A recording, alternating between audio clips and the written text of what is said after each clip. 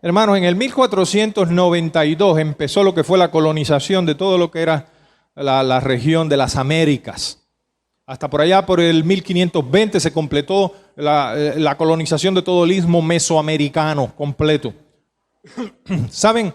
Aunque los historiadores no son específicos en decir que realmente los españoles vinieron y engañaron a los indios americanos, cambiándoles espejitos por oro, sí es cierto que se recoge el dato de que en muchos lugares a los indígenas les engañaron dándole agujas, pequeños espejos, traían todos esos artilugios y los indígenas maravillados y sorprendidos eran engañados y les cambiaban estas baratijas por oro, por algo muy valioso.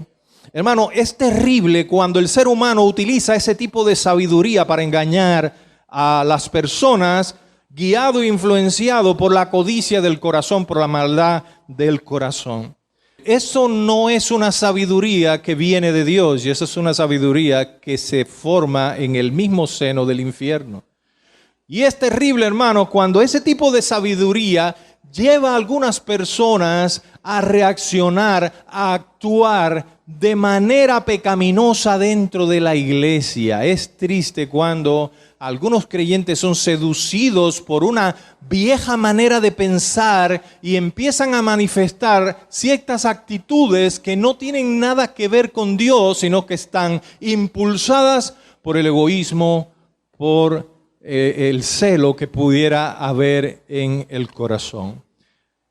Estamos viendo desde la semana pasada este pasaje de las Escrituras que específicamente trata este tema de la sabiduría, comparando la sabiduría que viene del mundo con la sabiduría que viene de Dios. En ese sentido, pudiéramos preguntarnos en esta mañana, ¿estás actuando tú, estás caminando guiado por la sabiduría que viene de Dios? ¿Sabes cómo es esa sabiduría? ¿Sabes cómo es la sabiduría que viene del mundo y todas las consecuencias que traen? Bueno, yo quisiera, hermano, con la ayuda de Dios, ayudarte, explicarte o responderte estas preguntas basándonos en un estudio de Santiago capítulo 3, versículos del 13 al 18, como empezamos ya la semana pasada. Yo quiero invitarte, hermano, que abras tu Biblia ahí en Santiago capítulo 3, versículos del 13 al 18. Dice, ¿quién es sabio y entendido entre vosotros? Muestre por la buena conducta sus obras en sabia mansedumbre. Pero si tenéis celos amargos y contención en vuestros corazones, no jactéis ni mintáis contra la verdad. Porque esta sabiduría no es la que desciende de lo alto, sino terrenal, animal y diabólica. Porque donde hay celos y contención, allí hay perturbación y toda obra perversa. Pero la sabiduría que es de lo alto es primeramente pura, después pacífica, amable, benigna, llena de misericordia y de buenos frutos, sin incertidumbres ni hipocresía.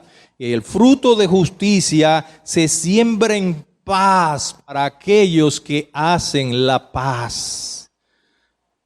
Padre eterno, Dios de grandes misericordias, solamente, Señor, por la guía de tu Espíritu, por la paz que proviene de ti y la sabiduría que proviene de ti, yo pudiera en esta hora, Señor, compartirles a mis hermanos esta palabra para que ellos sean edificados y fortalecidos.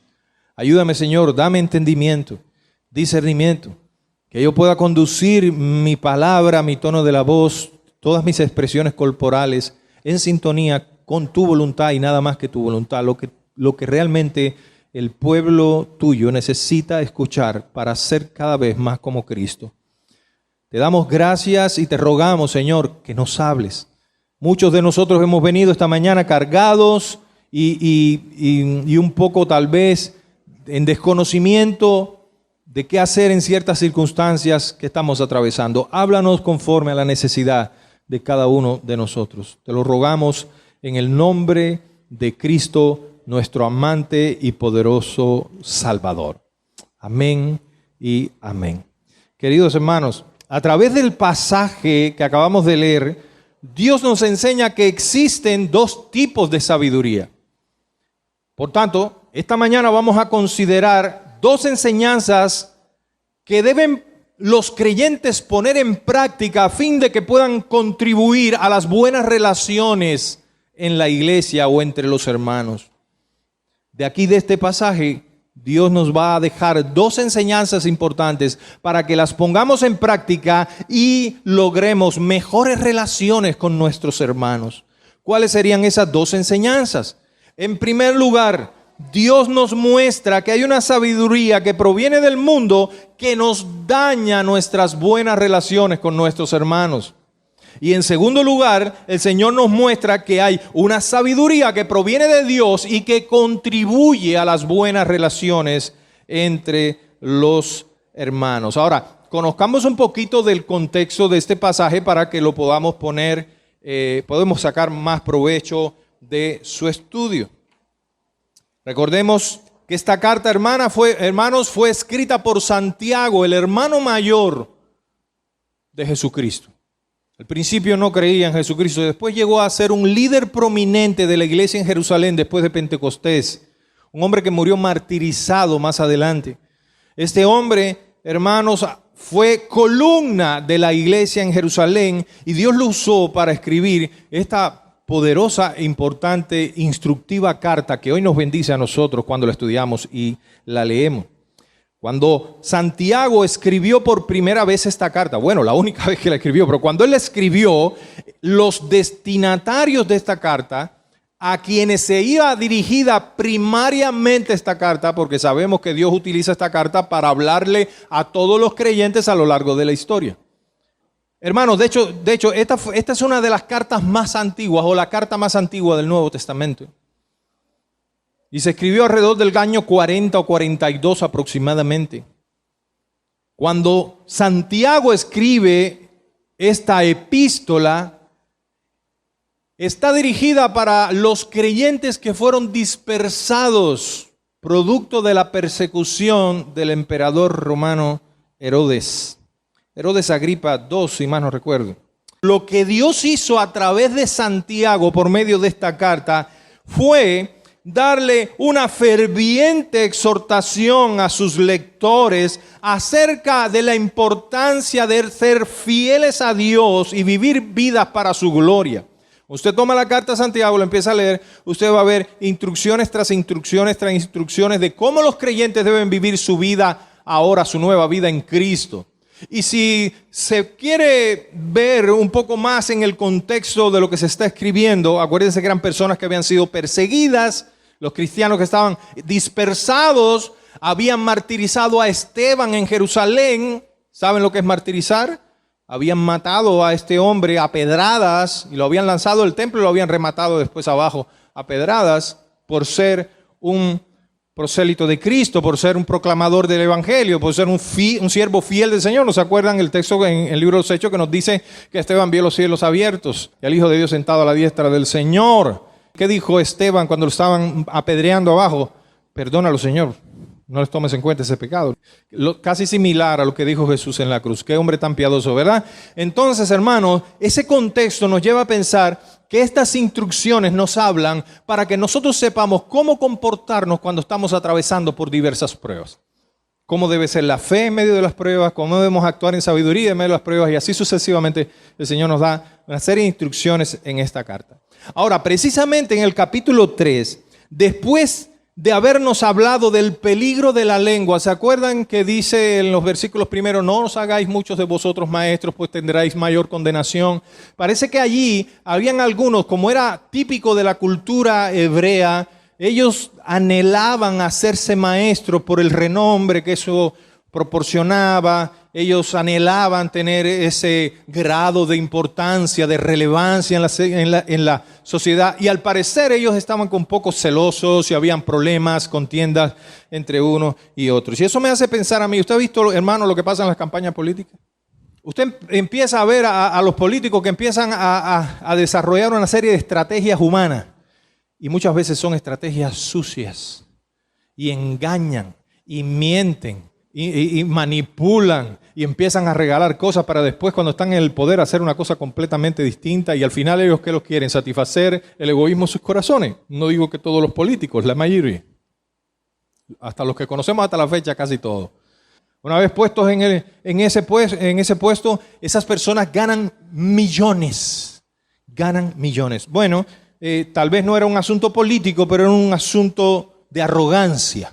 Muchos se querían hacer maestros para ser relevantes en la iglesia, para tener un puesto honroso, para que todo el mundo le rindiera pleitesía y a saber cuántas cosas más. Entonces, después que Santiago viene y les dice, no os hagáis muchos de vosotros maestros, porque van a tener que dar más cuenta a Dios. Y empieza a hablar de la lengua y empieza a decir, porque el varón que controla su lengua, ese es un varón bienaventurado, porque la lengua es un mal, la lengua es inflamada por el infierno, la lengua, aunque es un órgano pequeño, enciende un gran fuego, y empieza a hablar de todas las consecuencias del desenfreno de la lengua.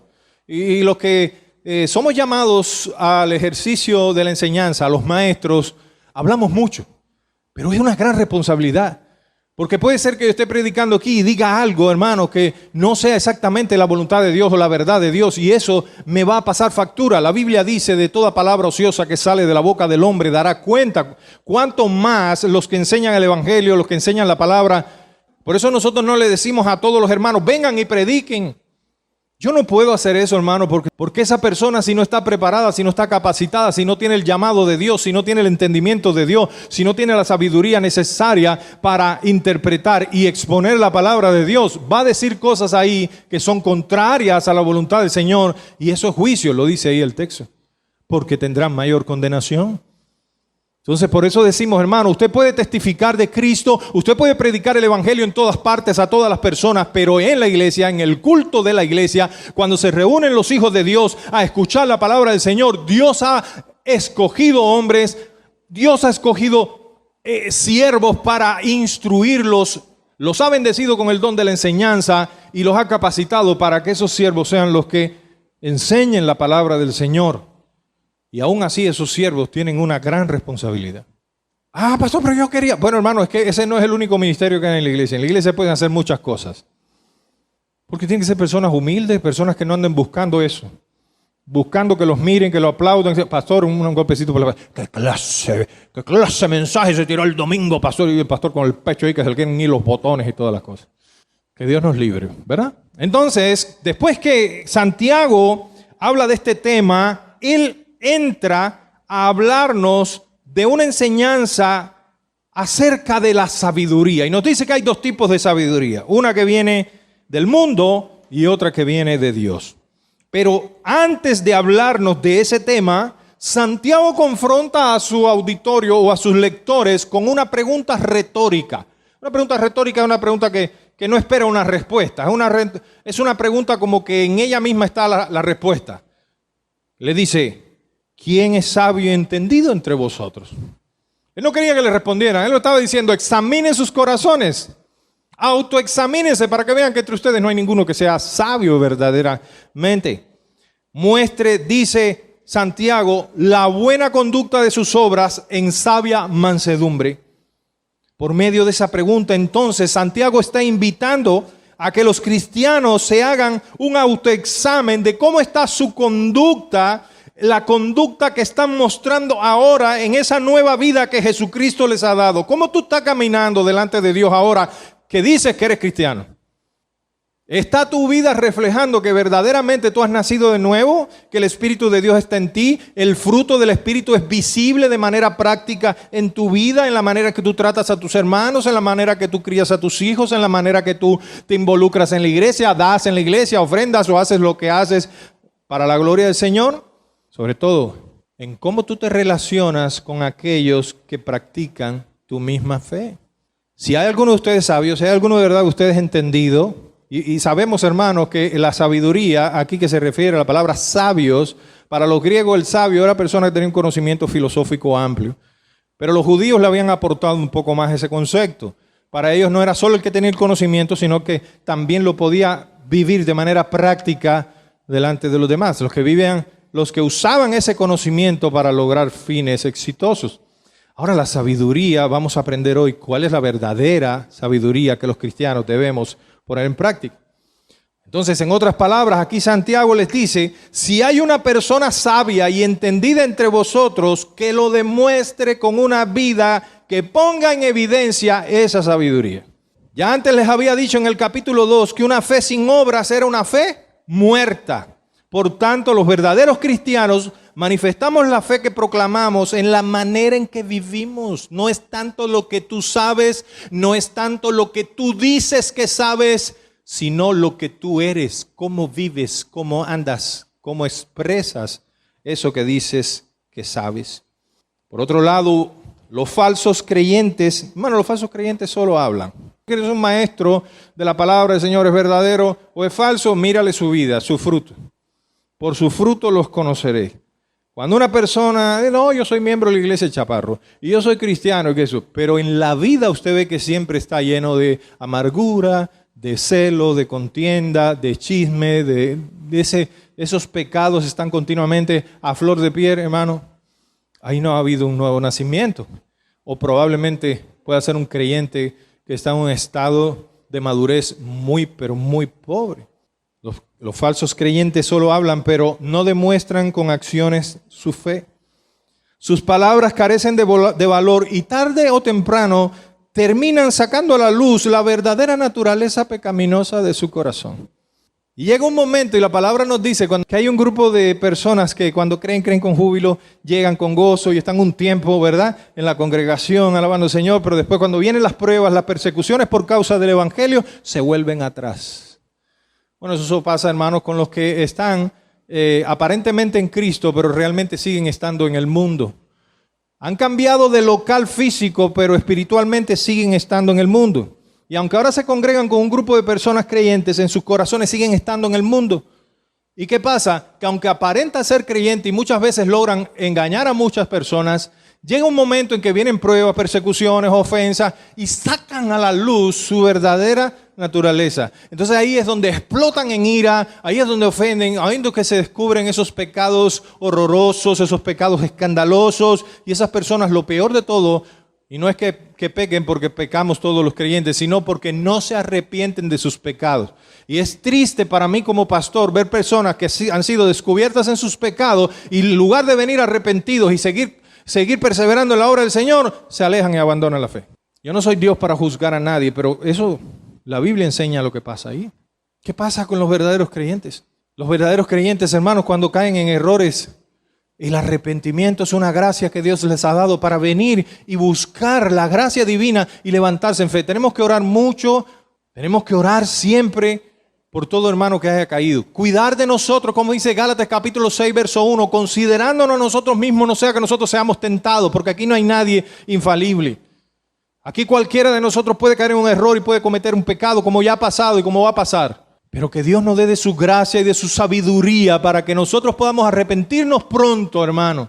Y que haya una iglesia amorosa que cree un ambiente confiable donde las personas no tengan miedo a decir: sí, hermano, fallé, pequé contra Dios y contra todos ustedes, perdónenme y ayúdenme a seguir adelante. Ese es el ambiente que debemos crear nosotros acá. A veces las iglesias, hermanos, son tan legalistas, no digo esta iglesia, muchas iglesias pudiera ser que parte de esta iglesia, pero a veces podemos llegar a un estado de juicio y de legalismo tan fuerte que la gente tiene miedo a confesar su pecado. Y en lugar de confesarlo, lo calla, lo entierra, como hizo Acán, ¿verdad? Que tomó aquel anatema y lo enterró debajo de una tienda y no lo confesó, aunque el caso de él fue diferente. Pero cuando esas cosas pasan, la iglesia tiene un peso de responsabilidad. ¿Por qué? Porque el pecador no siente un ambiente seguro donde puede venir y declarar con confianza su pecado, sabiendo que hay personas allí amorosas, misericordiosas, que lo van a comprender, que lo van a ayudar a levantarse y que le van a ayudar, hermano, a restaurar sus vidas espirituales. Y yo no confieso el pecado porque me van a hacer pedazos, porque lo van a publicar en las redes sociales, porque me van a ofender, porque se lo van a gritar al mundo y a Raimundo. Nosotros no podemos hacer así. La sabiduría de Dios nos enseña que nosotros debemos tratar los casos de pecado en nuestra iglesia, primero en privado, con mucho amor, con mucha misericordia, y en última instancia entonces traerlo a la luz, solo con el fin de que las personas sean restauradas.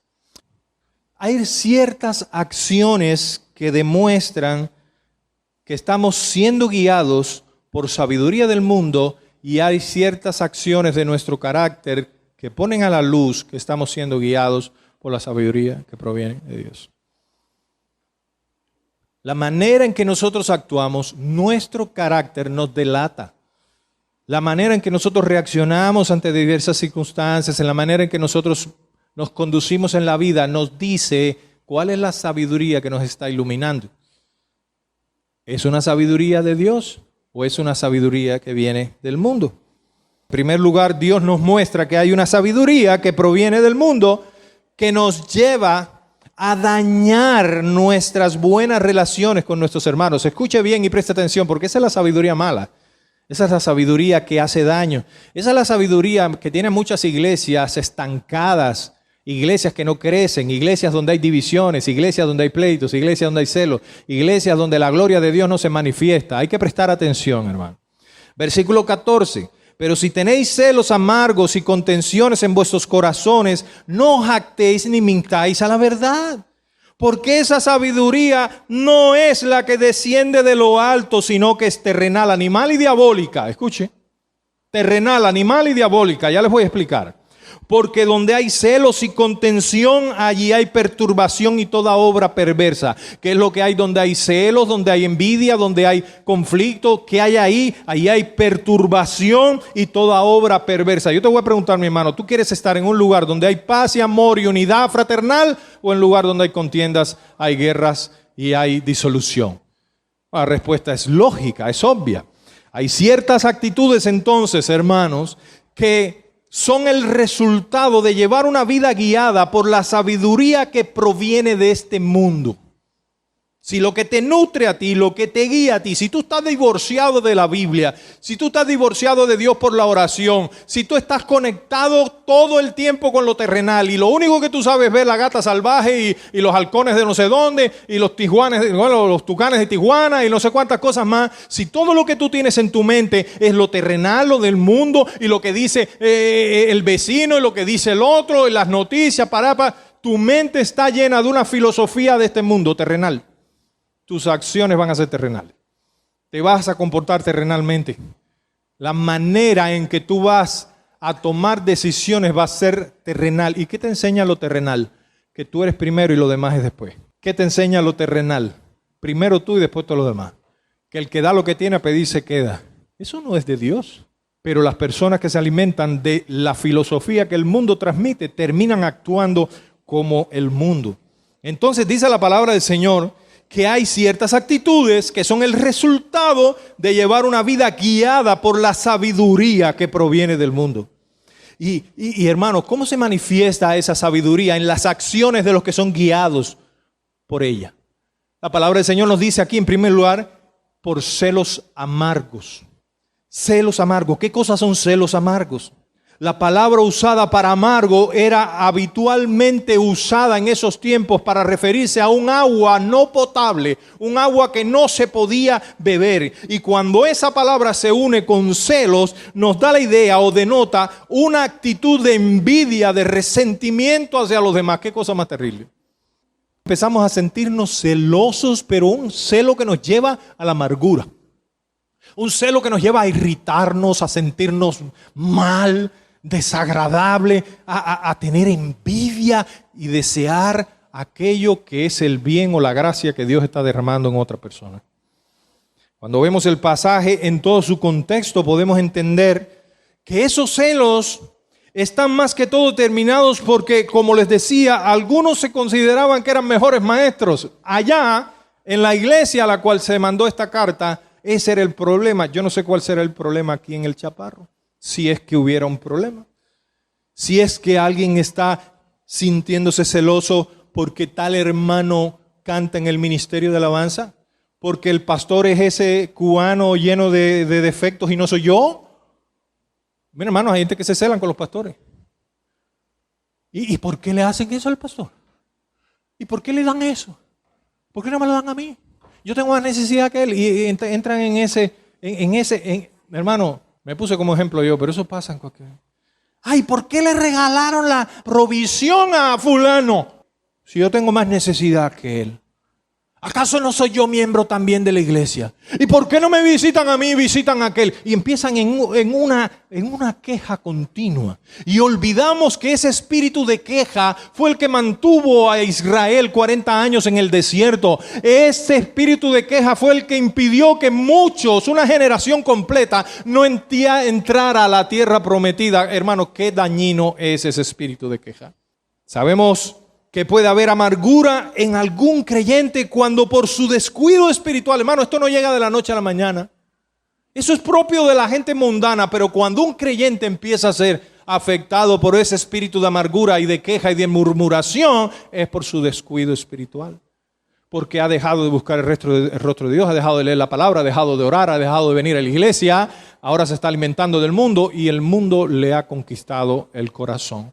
Bueno, cuando ese espíritu de amargura entra en el corazón de un creyente que se ha descuidado espiritualmente, comienza a desear los beneficios que tiene otro hermano. El creyente debe saber, hermano, que hay un Dios en los cielos que tiene el control soberano de todas las cosas. Si algún beneficio se le ha dado a un hermano y no se me ha dado a mí, bueno, Dios sabrá. Señor, gloria a tu nombre, bendito. Hay un refrán en Cuba que decía, al que Dios se lo dio, San Pedro se lo bendiga. Bueno, eso es un refrán popular, pero nosotros los cristianos debemos gozarnos cuando la bendición de Dios está sobre un hermano. No sé si debo decir esto, pero bueno, hace unos días había un pastor allá en San Pedro que normalmente andaba con un carrito todo destartalado y de pronto lo veo con aquella semejante camioneta y le digo, hermano, wow, qué bendición. Está manejando billetes, le digo yo, ¿no? ¿Qué buen negocio tiene? Y dice, no, hermanito. Y es que una hermana llegó y me dio estos pesos. Me vendí el carrito viejo y me compré. ¿Qué pudiera haber sentido yo en ese momento en el corazón? ¡Qué bárbaro! ¿Cómo míralo? Lo bendice. ¿Y yo?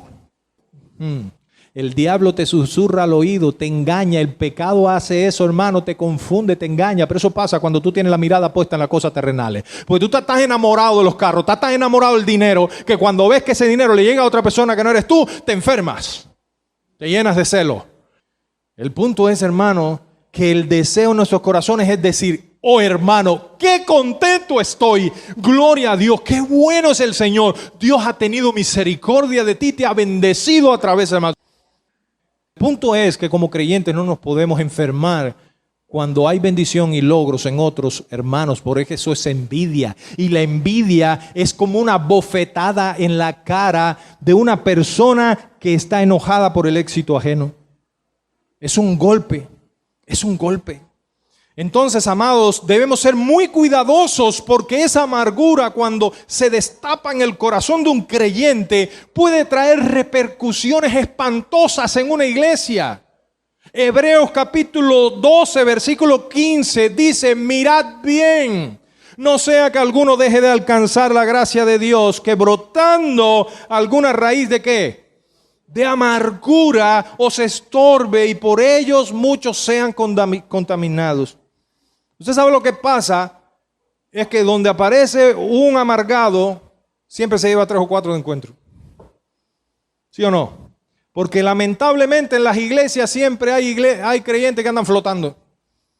Hay creyentes que no leen la Biblia nunca, hay creyentes que no oran. Hermano, es una verdad triste, pero es una verdad.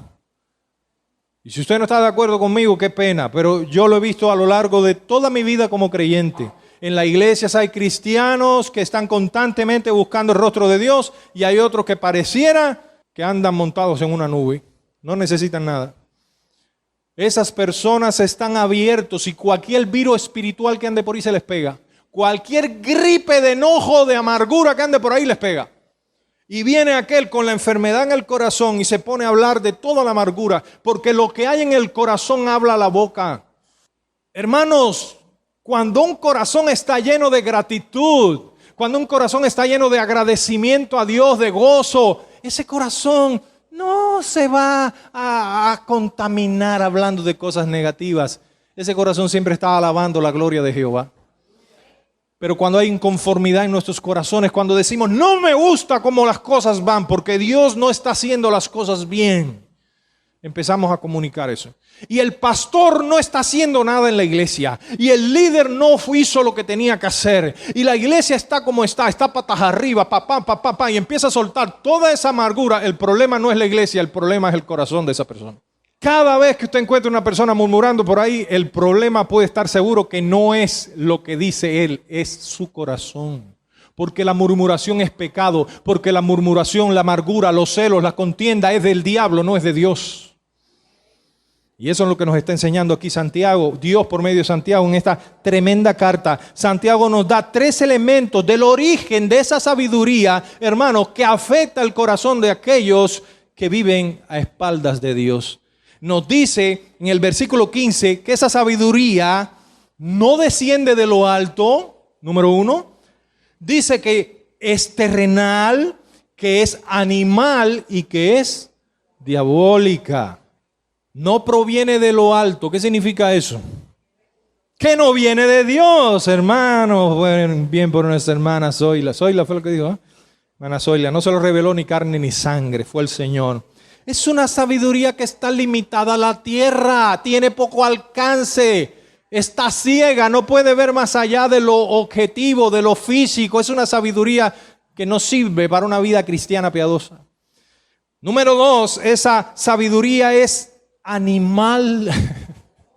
Óigame, yo cuando leo esto digo, Dios, tremendo eso, ¿verdad? Eso quiere decir que andamos como un animal cuando andamos guiados. Andamos en nuestros impulsos naturales, animales, desconectados de la nueva vida de Dios. Hermano, eso es que es ordinaria, que no hay nada espiritual en ella, sino que está caracterizada por un corazón no santificado, un corazón que aún no ha sido redimido. Esa sabiduría proviene de un corazón que no ha conocido a Cristo. Bueno, puede ser que un creyente en cierta etapa de su vida caiga en el engaño de esta sabiduría terrenal.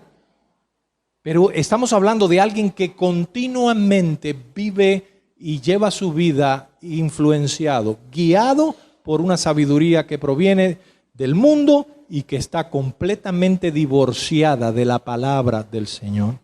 Les dije entonces que era una sabiduría que no provenía de lo alto, que era animal, pero me falta algo importante. ¿Que proviene de dónde? Que es de Satanás, es diabólica. Mire, hermanito, esa sabiduría es manipulada por el mismo demonio. Y Satanás la utiliza para desviar al creyente, para que ponga su mirada en las cosas terrenales, en las cosas de la tierra. Entonces, cuando tu deseo es alcanzar bienes en este mundo, querido, tu corazón va a estar enfermo de envidia, de egoísmo y de celo. Porque tu meta no es ser como Cristo, tu meta no es vivir para la gloria de Dios, tu meta es hacerte rico. Y cuando tu meta es hacerte rico, tú te vas a llevar de encuentro al que se pare por delante. Y vas a engañar cuando tengas que engañar, vas a robar cuando tengas que robar y vas a utilizar todo tipo de astucia terrenal para lograr tu objetivo. Porque tu objetivo no es agradar a Dios, tu objetivo es agradar a tu propio vientre. ¿Cómo la ves? Y eso es muy peligroso. Es muy peligroso cuando, aún sin darnos cuentas, nosotros como creyentes pudiéramos ser arrastrados por la tentación de ser guiados por esa sabiduría. ¿Ah? Una vez me encontré a un creyente que él en la casa tenía, eso le dicen un chivo, ¿verdad? Cuando roban corriente, ¿cómo le llaman eso? Un chivo le dicen en Cuba, un chivo es una conexión por fuera del contador y él tenía sus aires acondicionados ahí y todo eso. Y él no salía del aire acondicionado el día entero. Y digo, mi hermano, pero le estás robando, eso es pecado. No, hermanito, yo le estoy robando, pero a ladrones. Entonces dice que los de la empresa eléctrica eran unos ladrones, que el gobierno era unos ladrones, y el ladrón que le roba al ladrón tiene 100 años de perdón. ¿Dónde de la Biblia dice eso? Ninguna parte. ¿De dónde es esa sabiduría? ¿De dónde es ese refrán? Del diablo, de la tierra. Ladrón que roba al ladrón tiene 100 años de perdón. Algunos cristianos están inventando una sabiduría que no es de la palabra de Dios para lograr su propósito y se meten en engaños, se meten en mentiras, se meten en tranzas. Un cristiano transero, ¿quién ha visto eso? Y entonces venden un carro podrido y le dicen al que lo va a comprar, no, eso está de paquete. Un carro que le costó 10,000 pesos, ojalá que no haya nadie así aquí porque me voy a meter en gran problema. Eso me ocurrió ahora. De pronto, él sabe que el carro está podrido. A mí me cuesta vender mucho ese carro porque cuando lo voy a vender le digo al que lo va a comprar, mira, tiene malo esto y todo lo que sé. Si tiene algo más malo, yo no lo sé. Y lo quieres comprar, cómpralo así. Los últimos dos carros que yo traje aquí a Choloma los vendí regalados. Regalados, ¿por qué? Porque yo le decía a todo el mundo todo lo que... Y nadie me los quería comprar. Y al final lo tuve que dar casi regalado. ¿Sabe por qué yo soy pastor? Y porque si a la luz después ese hombre se iba para ahí y dice, qué pastor más transero, qué pastor más engañoso, qué turbio, qué tunante. Se inventó ahí un cuento, me durmió con el cuento y al final lo que traía aquí era una pelota de comején, no era un carro. ¿Te ha visto las pelotas de comején esas en los palos, verdad? Que usted le da un palo y está hueca por dentro y se parte toda. Así hay algunos carros por ahí. El mío es uno de ellos.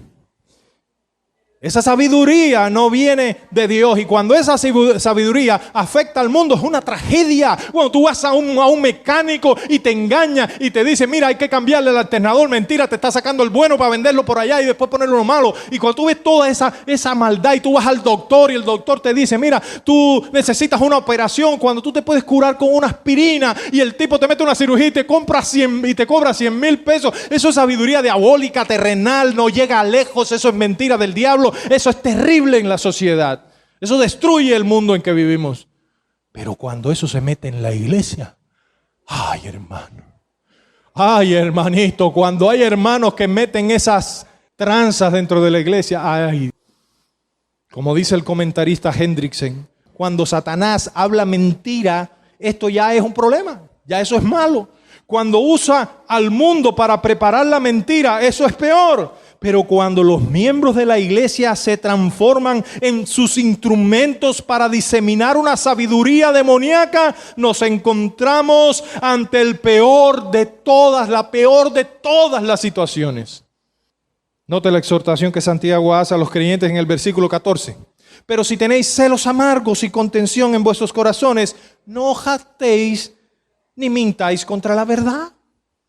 O sea, si una persona dice ser creyente, pero su corazón está lleno de amargura, de celo, de queja, de envidia, no te sigas engañando y no trates de engañar a los demás. No mientas contra la verdad, ni te jactes. O sea, que ellos se jactaban de su sabiduría, pero eran unos ignorantes.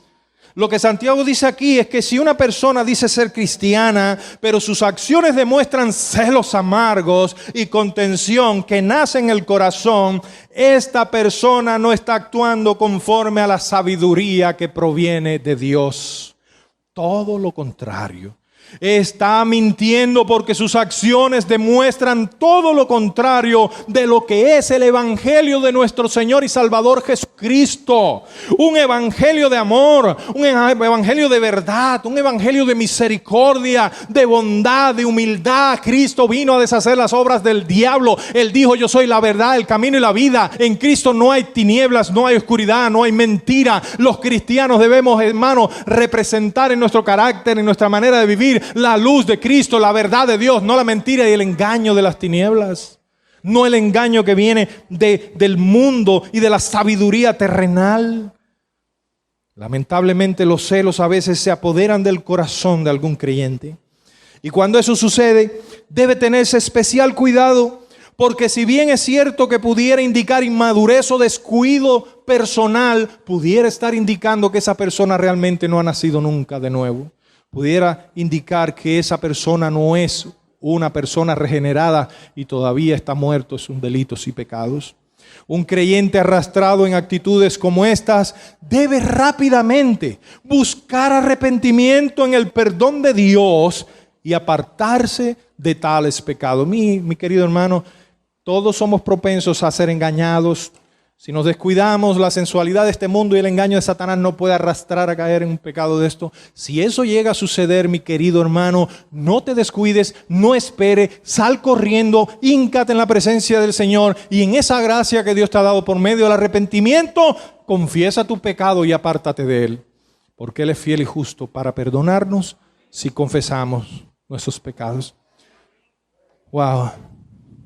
Es increíble cómo Satanás puede usar esta sabiduría para desviar al creyente para que ponga su mirada en las cosas terrenales. Y un corazón preso en la cárcel de la envidia la amargura y el resentimiento, termina desatando palabras y acciones que dañan a la unidad del cuerpo de Cristo. Eso es tan terrible, hermano. Que Dios nos libre, que Dios nos ayude, que Dios nos dé sabiduría. Y cuando veamos a algún hermano que está en esa amargura, hermano, no le echemos gasolina al fuego. Somos llamados a ser pacificadores. Somos llamados, hermanos, a aconsejar en amor y persuadir a los hermanos que se aparten del pecado. El versículo 16, porque donde hay celo y contención, allí hay perturbación y toda obra perversa. Mire la consecuencia, mira lo que sucede cuando en una iglesia los creyentes empiezan a darle lugar al celo y la amargura en sus corazones, a la envidia y estas actitudes pecaminosas. Donde hay envidia y ambición egoísta, ahí hay desorden y toda clase de malas acciones. Y un ejemplo clarísimo de eso, hermanos, lo tenemos con Caín y Abel. Esa es una ilustración tan viva. Caín, el hermano de Abel, sintió tanta envidia y tanto enojo y tanta amargura al ver que Dios se había complacido en la ofrenda de su hermano y no en la de él, que tal fue el enojo de su corazón que terminó quitándole la vida a su hermano. A su hermano. Hermano, estas personas estaban más cerca de la perfección de lo que estamos usted y yo hoy. Claro, nosotros hemos sido redimidos por el Espíritu de Dios. Pero si aquellos llegaron a hacer eso, el hombre tiene esa semilla del mal en el corazón. Y si deja que la sabiduría del mundo lo controle, si sigue actuando bajo la influencia del maligno, termina haciendo cosas espantosas aún contra sus hermanos. ¿Se acuerdan el testimonio de la semana pasada? Aquel pastor que mandó a matar a otro pastor porque quería su iglesia. Cosas terribles. Si Caín lo hizo, cualquiera de nosotros, si se descuida, puede llegar a hacer cosas terribles. Cuentan en una ocasión que una mujer llena de amargura porque el pastor no le dio lo que quería, no sé qué privilegio, esta mujer dijo: le voy a destruir la vida al pastor. Y salió y empezó a hablar mal del pastor y hablar mal del pastor y mal del pastor. Y donde quiera que llegaba esta persona decía que el pastor le era infiel a su esposa y empezó a dar calumnias y calumnias al pastor. Lo destituyeron, lo disciplinaron, lo sacaron del ministerio, destruyó su hogar, la esposa lo dejó. Eso fue terrible. Al pasar los años, aquella señora cayó enferma de un gran cáncer y entendió que el juicio de Dios le había alcanzado. Entonces fue corriendo donde estaba el pastor y dijo: pastor, yo lo siento, yo sé que todo esto me ha venido por causa de mi engaño y de mi malicia, de mi envidia, de mi egoísmo. Perdóneme, pastor, porque ya no aguanto, ya me voy a morir y no quiero irme con esto a la tumba. Y el pastor le dijo: yo te perdono, pero antes de eso, toma esta bolsa de plumas y ve y deja donde quiera que hablaste mal de mí una pluma. Y la mujer dijo: eso es fácil, yo lo hago. Y donde quiera que ella habló, mire, hermano, no le alcanzaron la pluma porque habría hablado en todos lados. Entonces cuando regresó con la bolsa vacía, le dijo al pastor, el pastor le dijo: ahora ves con la bolsa y recoge todas las plumas y tráemelas de vuelta. Y qué sorpresa que cuando la mujer llegaba a cada lugar donde había hablado mal del pastor, la pluma no estaba ahí porque el viento se la había llevado. Y así pasó y solo llegó al pastor con tres tristes plumas dentro de la bolsa. Y dijo: pastor, lo siento mucho, pero el viento se llevó las plumas. Y eso le dijo el pastor: así fueron las palabras que tú dijiste contra mí. Ya el viento se las llevó, ya no se pueden volver atrás, ya el daño se hizo. Por eso, hermanos, debemos controlar nuestros labios. Y si nuestro corazón está lleno de amargura y quiere hablar, hermanos, llevémoslo sometido a la presencia del Señor y llevemos todo pensamiento cautivo en obediencia a Cristo. No dejemos que Satanás inunde nuestros corazones de malicia y empecemos a hablar mal ahí contra nuestros hermanos, contra los pastores, contra cualquier obra de Dios, porque tarde o temprano eso nos va a pasar factura. Y hay cosas que después no se pueden remediar. Cuando uno habla, esas palabras no se pueden volver a meter para adentro. Por eso la lengua está metida en una cárcel de dientes, porque hay que controlarla, porque la lengua enciende un fuego terrible y es inflamada por el mismo infierno. ¿Y de dónde salen los pleitos? ¿Y de dónde salen las contiendas entre vosotros? Dice Santiago: de vuestros corazones, de vuestras pasiones. Ahí donde Satanás, hermano, encuentra el terreno fértil para poner sus mentiras e impulsarnos a hacer lo malo. Wow. Y eso daña a tu familia también. Y eso daña a tu familia también, hermano. Recuérdense lo que pasó. Número capítulo 12, versículo 1 y 2. María y Aarón hablaron contra Moisés a causa de la mujer cusita que había tomado, porque él había tomado mujer cusita. Y dice, y dijeron, solamente por Moisés ha hablado Jehová, no ha hablado también por nosotros, y Jehová lo oyó. Ahí está el problema, que toda palabra que sale de nuestra boca, toda palabra ociosa, vamos a dar cuenta delante de Dios. Entonces el resultado fue que Dios desató su juicio. El conflicto que causó esta mujer no solamente le afectó a ella, afectó a su familia. Y hermano, ¿cuántas personas hoy están aquí en la iglesia y sus hijos no están? Y saben que sus hijos no están porque hubo un tiempo en que se la pasaban murmurando en sus casas. Hablando mal de la iglesia, hablando mal del pastor, hablando mal de todo el mundo. Esos muchachos se enfermaron sus corazones, ya ellos no quieren venir a la iglesia. Mira el impacto que tiene la amargura, la murmuración, la envidia, los celos, cómo eso nos afecta como iglesia. No podemos hacer eso. Tenemos siempre que, hermanos, ver las cosas con misericordia, con amor, con sabiduría de Dios, juzgar las cosas con sabiduría. Y eso nos lleva al segundo punto de nuestro sermón. ¿Ustedes quieren oír el segundo punto hoy o el próximo domingo? Yo solamente quiero que esta mañana tú pienses cómo tú estás viviendo tu vida hoy delante del Señor. Ahora, hermanos, si nosotros no podemos vivir con la sabiduría que proviene del mundo, ¿con qué sabiduría debemos vivir?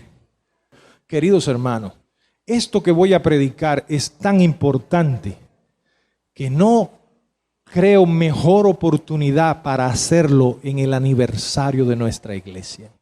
Vamos a hablar cómo nosotros como creyentes podemos vivir una vida cristiana guiado por la sabiduría de Dios a fin de que nuestras relaciones con nuestros hermanos se fortalezcan. Así que, hermanito, no vaya a cometer el error de perderse esa entrega del Señor. Y acuérdese, hermano, es un plato que se está preparando con amor para usted, para que tenga buena vitamina espiritual en la sangre y esos virus que andan por ahí no se les peguen. ¿Qué hemos aprendido hoy? Que hay dos sabidurías. Una terrenal, diabólica, animal, que proviene de este mundo y que destruye la unidad entre los creyentes. ¿Qué vamos a aprender la próxima semana? Que hay una sabiduría que proviene de Dios. Vamos a ver cómo esa sabiduría, cómo la podemos poner en práctica con el fin de que podamos contribuir a la unidad del pueblo de Dios. Amén. Amén. Gloria al Señor. Vamos a orar, hermano. Bendito sea el Señor. Puestos en pie, hermano. Pónganse de pie.